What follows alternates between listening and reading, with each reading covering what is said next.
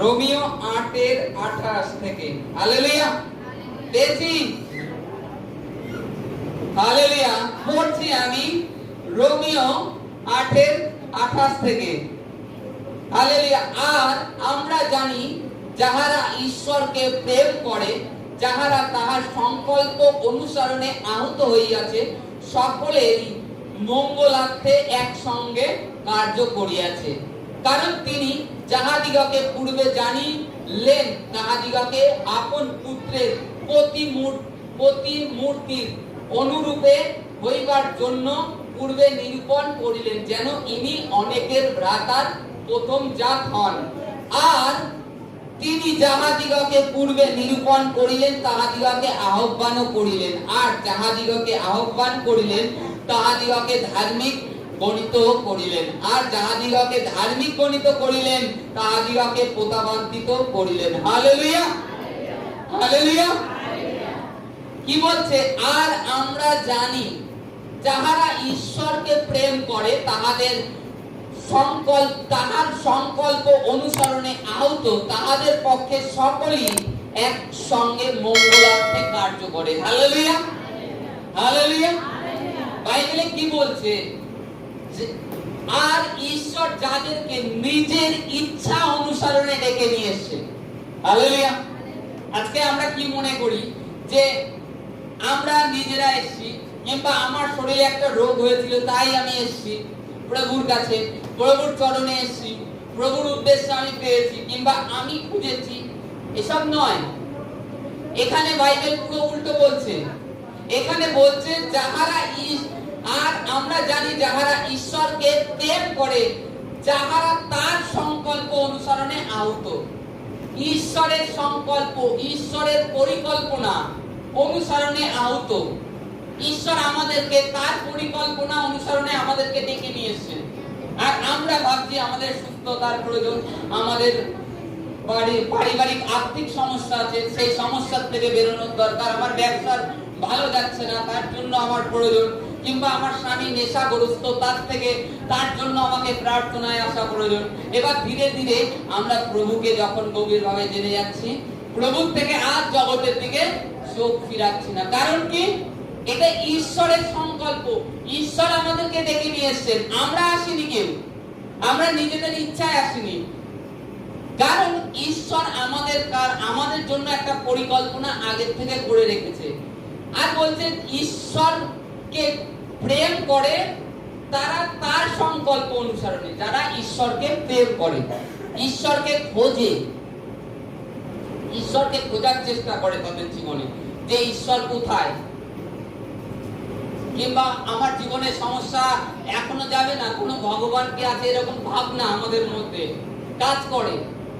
এটা হচ্ছে ঈশ্বরকে যারা প্রেম করে তাদের জন্য একসাথে কার্য করে মঙ্গলার্থে, তাদের পক্ষে সকলেই মঙ্গলার্থে একসঙ্গে কার্য করে। তাদের পক্ষে যারা ঈশ্বরকে প্রেম করে, তাদের ক্ষেত্রে সবকিছু নিয়ে ভালো উৎপন্ন করে। আজকে আপনি ভাবতেন আপনার রোগ হয়েছে, আমি যাই প্রভু যিশুর প্রার্থনায়, কিংবা একজন বিশ্বাসীর জীবনেও যখন বিশ্বাসের জীবন যাপন করে, তার জীবনে চলতে চলতে একটা রোগ আসে, সেটা বাইবেল বলছে তার জীবনে মঙ্গলার্থে একসঙ্গে কার্য করছে, তার জীবনে ভালো হওয়ার জন্য কার্য করছে, ভালো হওয়ার জন্য না মন্দ হওয়ার জন্য কার্য করছে, ভালো হওয়ার জন্য। কারণ আমি প্রথমে বলেছি নিজের কমিটাকে আগে খোঁজো। কেন রোগটা এসছে, কেন পাপটা এসছে, কেন আমার এই দীর্ঘদিন ধরে এই সমস্যা যাচ্ছে না, সকলে সুস্থ আছে, আমার মধ্যে কি কমি আছে, সেটাকে খুঁজতে হবে। বাইবেল বলছে তার সকলের যারা ঈশ্বরের ইচ্ছা অনুসরণে আহত হয়েছে, যারা ঈশ্বরকে প্রেম করে, তাদের সঙ্গে সবকিছু নিয়ে ভালো উৎপন্ন করে। আজকে আমি নিজের ক্ষেত্রে বলি, যখন আজ থেকে 10 বছর আগে আমি বিছনায় শুয়ে শুয়ে কেঁদেছি যে আমার হয়তো প্রভু আর বাঁচার রাস্তা নেই। মানে প্রভুকে না তো জাগতিক যেভাবে ডাকতাম, মানে যাদেরকে ডাকতাম তাদেরকে, যে হয়তো আমি আর বাঁচবো না, সকলকে দেখেছি, কোনো উত্তর পাইনি। কিন্তু আমি তখনও কিন্তু আমি ঈশ্বরকে মানে জগতিকভাবে ভগবানকে ভালোবাসতাম, সে যেভাবে হোক ভালোবাসতাম। তা আমি আমার মতন বিছনায় শুয়ে শুয়ে আমি কেঁদেছি আর তাকে দেখেছি, সে আমার আহ্বান শুনেছে। আমাকে কিন্তু কেউ আমার বাড়িতে গিয়ে বলেনি যে তুই প্রভু যিশুর প্রার্থনায় চল, তুই সুস্থ হয়ে যাবি, আমাকে কেউ কিন্তু বলেনি। এটা ঈশ্বরের সংকল্প, ঈশ্বরের পরিকল্পনা। আমি একদিনকে টিভি চালিয়ে টিভি দেখছি, দেখতে দেখতে ওই দাদা যেখানে গিয়েছে বাসাই ভুইগাঁও প্রার্থনা কেন্দ্রে, যেখান থেকে আমাদের দাদা সুস্থ হয়েছে, সেই চ্যানেল, সেই প্রার্থনা কেন্দ্রের প্রার্থনা টিভিতে আসতো। সিসিটিভি বলে একটা চ্যানেল ছিল। তা আমি টিভি দেখতে দেখতে চ্যানেল পাল্টাতে পাল্টাতে আমার সম্মুখে ওই প্রার্থনা কেন্দ্রের ইয়েটা চলে আসে, সাক্ষী দিচ্ছে, ধন্যবাদ দিচ্ছে, সেই ইয়েটা চলে এসেছে। তাই একজন বলছে আমার ক্যান্সার হয়েছিল, আমি 3 মাস কাটা হাসপাতালে ট্রিটমেন্ট করেছি, কিন্তু কোনো পরিবর্তন পাইনি। তারপরে আমি প্রার্থনা বাসাইয়ের প্রার্থনা কেন্দ্রের সন্ধান পাই, আমি প্রার্থনা কেন্দ্রে আসি। আসার পরে আমি এই মাস 2 মতো হচ্ছে আসছি, আমার ক্যান্সার ভালো হয়ে গেছে। আর একজন বলছে তার 2টো কিডনি খারাপ হয়ে গেছে আর কিডনি ভালো হয়ে গেছে, সে 10 বছর বিছনায় পড়া ছিল। তাই বলছে আজও এরকম অদ্ভুত মিরাক্কেল আছে। দেখি, আমি ধৈর্য ধরে দেখলাম। তার শেষে যে পাস্টার ছিল তিনি বললেন চোখ বন্ধ করো, যে যেখানে আছো, যার যা সমস্যা আছে চোখ বন্ধ করো, সেখানে সেই স্থানে হাত রাখো, আমি প্রার্থনা করছি প্রভু তোমাদেরকে স্পর্শ করবে। তা আমিও চোখ বন্ধ করে বলেছি যেরকম, আমিও হাত রেখেছি টিভিতে দেখে, হাত রেখে চোখ যখন বন্ধ করে রয়েছি প্রার্থনা করছি, আমার শরীরে পুরো কারেন্ট লাগলে যেরকম ঝাড়া দেয়, প্রথম ফার্স্ট আমাকে কারেন্ট লাগলো টিভিতে প্রার্থনা দেখে। তখন থেকে আমার মনে এইরূপ আকাঙ্ক্ষা হয়ে গেছে, কি করে আমি এই প্রার্থনা কেন্দ্র কোথায় পাবো। আমি জানি শিমুলতলায় আছে গির্জা, কিংবা বড় গির্জা আছে ছগেরে, কিন্তু এই প্রার্থনা হয় না। এইটুখানি আমার ভিতরে ইয়ে রয়েছে, কোথায় পাই কোথায় পাই। আমার ভিতরে একটা মানে তৃষ্ণার্ত রয়েছে, ক্ষুধার্ত রয়েছে, আমি কোথায় এই প্রার্থনা কেন্দ্র পাবো। তা যাক ঈশ্বরের ইচ্ছা, ঈশ্বরের সংকল্প। তা কিছুদিনের পরে আমার এক বন্ধুর বোনকে দুষ্ট আত্মায় ধরে, সে দাদাকে নিয়ে যায়। তা আমি ওর কাছে জিজ্ঞেস করি যে তোর বোনকে যে ভূতে ধরেছিল, কি দুষ্ট আত্মায় ধরেছিল, কাকে দিয়ে কি করলি, কোন ওজা এসেছিল, তখনকার যে চিন্তা ভাবনা, যে কোন ওজাকে নিয়ে এসেছিলি। সে বলছে যে কোন ওজা না, এর দাদার বাড়ি চাপাবে গোপালদা, যিশুর প্রার্থনা করে। আমি বলছি ঠিক আছে গোপালদার নম্বরটা। যেই বলেছে যিশুর প্রার্থনা করে, আমি বলছি দে গোপালদার নম্বরটা। সঙ্গে সঙ্গে ফোন করি, দাদা সেদিনকেই সন্ধ্যাবেলায় আমাদের বাড়ি আসে। তখন দাদা আমাকে বলে যে এরকম প্রার্থনায় আসো, আমারও সমস্যা ছিল, আমি ওই বোম্বে ওখানে গিয়ে সুস্থ হয়েছি। তাই বলে আমি এই প্রায় 3-4 মাস হয়ে গেছে টিভিতেই আমি প্রার্থনা দেখছি, তা এখন ভালো আছি, অনেকটা ভালো হয়েছে। বলছে আরো যা আছে আসো প্রার্থনায়, ভালো হয়ে যাবে। তাই এবার দেখুন আজকের দিন, আর আমার জীবনে সেই সময় একটা দিন ছিল, সেই সময় আমার মধ্যে একটা নিরাশা কাজ করতো, আমি বাঁচবো না। আমার মধ্যে একটা নিরাশা, আমার কি এই রোগ থেকে আর সুস্থ হওয়ার আশা নেই। আজকে আমি ঈশ্বরের প্রেমী, ঈশ্বরের খোঁজে ছিলাম, তার জন্য ঈশ্বরের ইচ্ছা অনুসরণে আমার সঙ্গে সব একসাথে মঙ্গলার্থে কার্য করেছে। তাই আজকে প্রভু পুরো ঈশ্বরকে যত ধন্যবাদ দিই, ঈশ্বর পুরো সুস্থ সবল হেলদি করে আমাকে দাঁড় করিয়ে রেখেছে।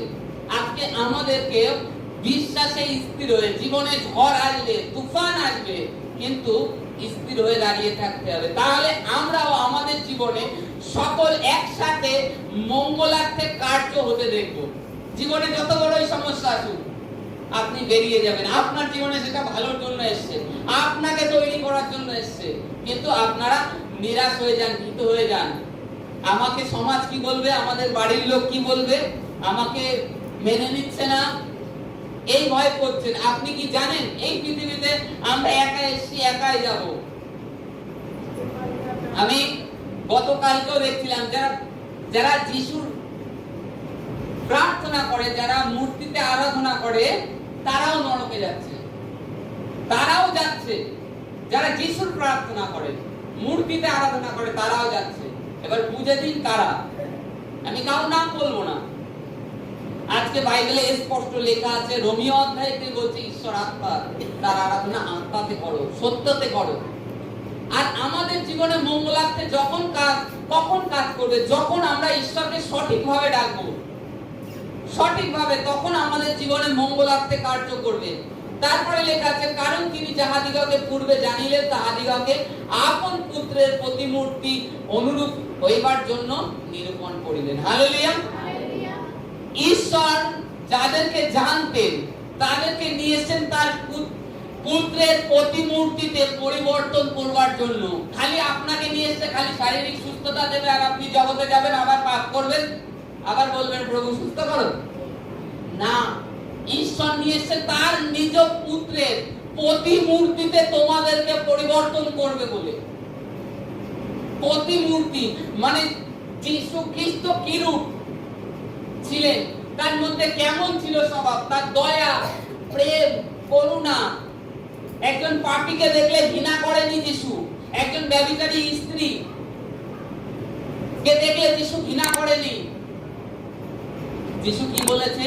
তোমাকে কেউ যখন পাথর মারেনি, আমিও তোমাকে মারছি না, কিন্তু তুমি আর পাপ করো না। তাই তো? আর আজকে আমরা নিজেদেরকে পরিবর্তন করছি না। আমাদেরকে ঈশ্বর এইরূপ দেখতে চায় যে তার পুত্রের প্রতিমূর্তিতে, যে হ্যাঁ, এর মধ্যে এখন আমার পুত্রের পুরোপুরি স্বভাব এসছে, আমার পুত্রকে পরিধান করে নিয়েছে। পুত্রকে পরিধান করা মানে কি? পুত্রকে আপনি পড়ে নিলেন। পুত্রের যে স্বভাব, দয়া, করুণা, প্রেম, ধৈর্য, সমস্ত কিছু পুত্রের মধ্যে আছে। যখন আপনি পুত্রকে পরিধান করে দেবেন, তখন আপনার জীবনে অসম্ভব জিনিস সব সম্ভবে পরিণত হয়ে যাবে। বড় বড় পাহাড় আসবে, সে সমস্ত কোথায় চলে যাবে? তার পুত্রেতে পরিবর্তন হতে যাবে।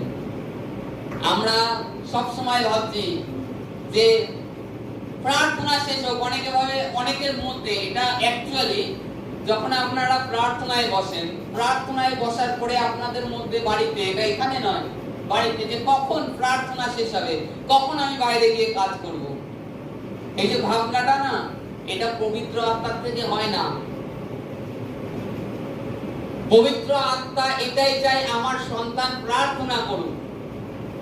প্রভু চায় আমার সন্তান প্রার্থনা করুক, আমার কাছে থাকুক, প্রার্থনা করুক, যাতে এর সামনে কোনো সমস্যা না আসে। প্রার্থনাতে বসেন, অনেক কাজ, অনেক মানে কতদিন আপনি ঘুমন না, সেই ঘুম আপনার সব চেপে আসে। যত সমস্ত উল্টো পাল্টা ভাবনা, কাউকে দেখছেন, উল্টো পাল্টা ভাবনা আপনার ভিতরে আসছে, ব্যভিচারের ভাবনা আসছে। কিসের থেকে আসছে? আপনি ভাবছেন নিজেকে আপনি নিজে দোষী করছেন, যে প্রভু আমি কতটা খারাপ, কতটা পাপী, আমার মধ্যে এরকম ব্যভিচারের ভাবনা, এরকম মন্দ ভাবনা, আমি খারাপ, আমি পাপী, নিজেকে মনে করেন।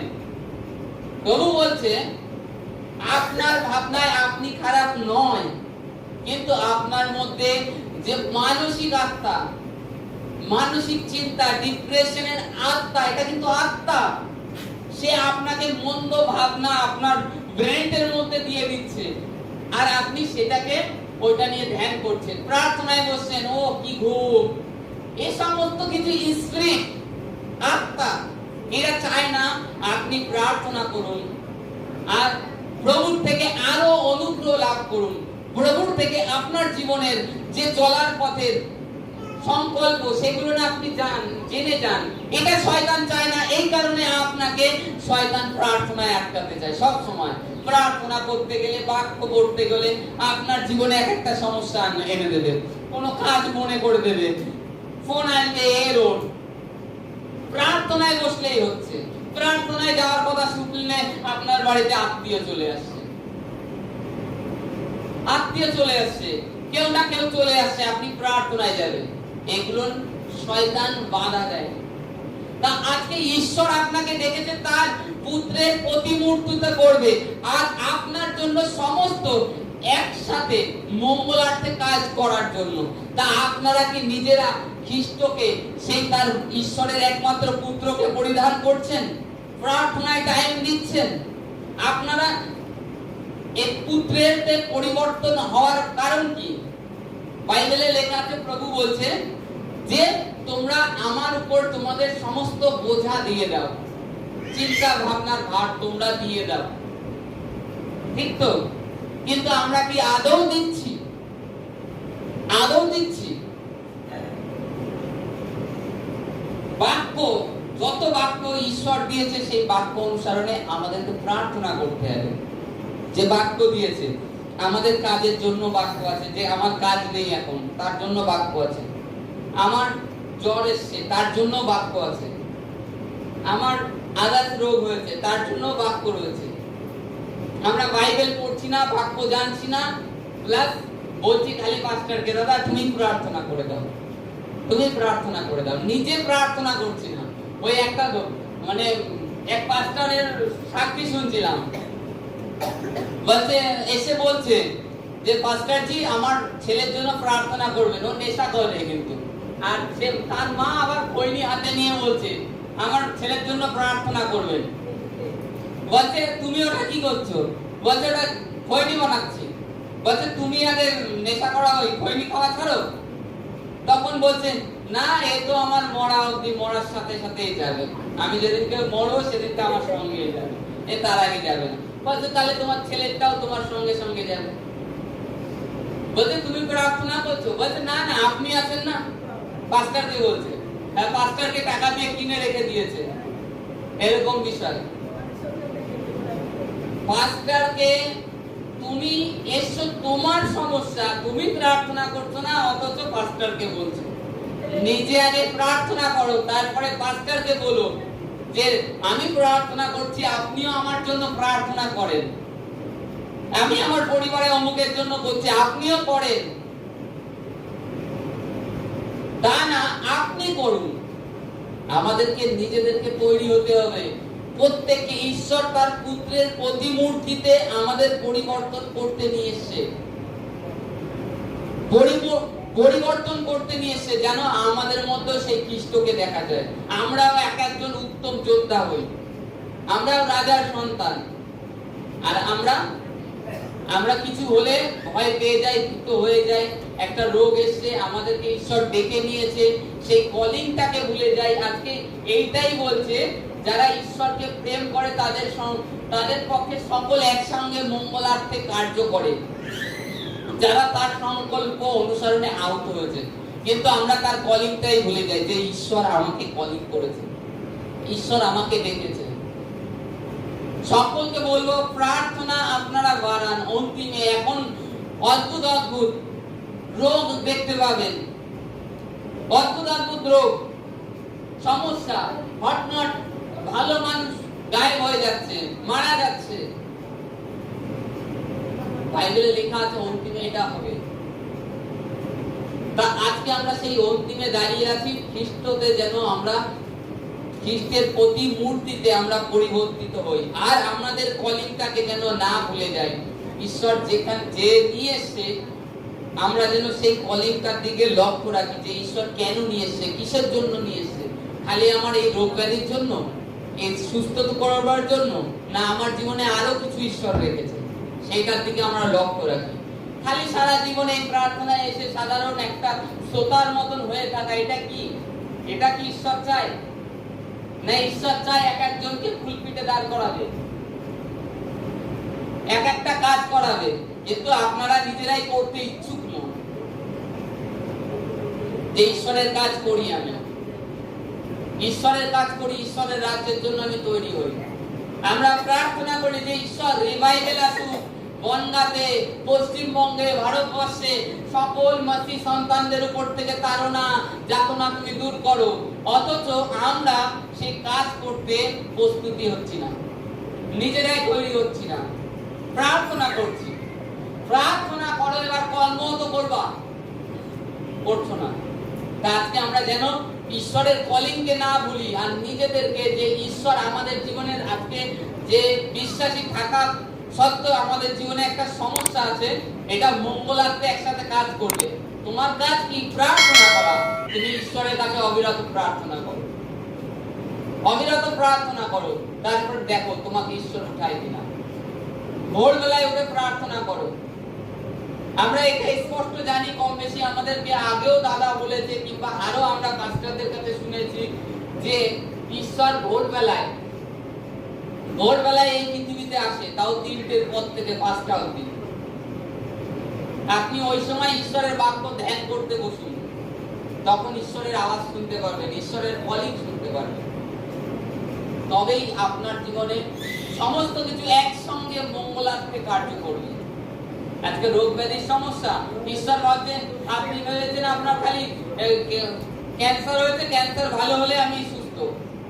ঈশ্বর তো এর থেকে বড় পরিকল্পনা করে রেখেছে, আপনার পরিবারকে উদ্ধার করবে, কিংবা আপনার আরো পরিজনকে, কিংবা আপনার দ্বারা হয়তো লাখো লাখো লোককে বাঁচাবে। এই পরিকল্পনা করে রয়েছে, আর আপনি আপনার নিজের পিছনেই পড়ে রয়েছেন, কিন্তু হয়ে নিরাশ হয়ে। ছাড়ুন, খ্রিস্টের উপরে ভার দিয়ে চলতে থাকুন, খ্রিস্টের স্বভাবে পরিণত হতে যান ধীরে ধীরে, তবে দেখতে পারবেন অদ্ভুত কার্য হচ্ছে। Hallelujah, hallelujah, hallelujah. দ্বিতীয় বিবরণে যাব।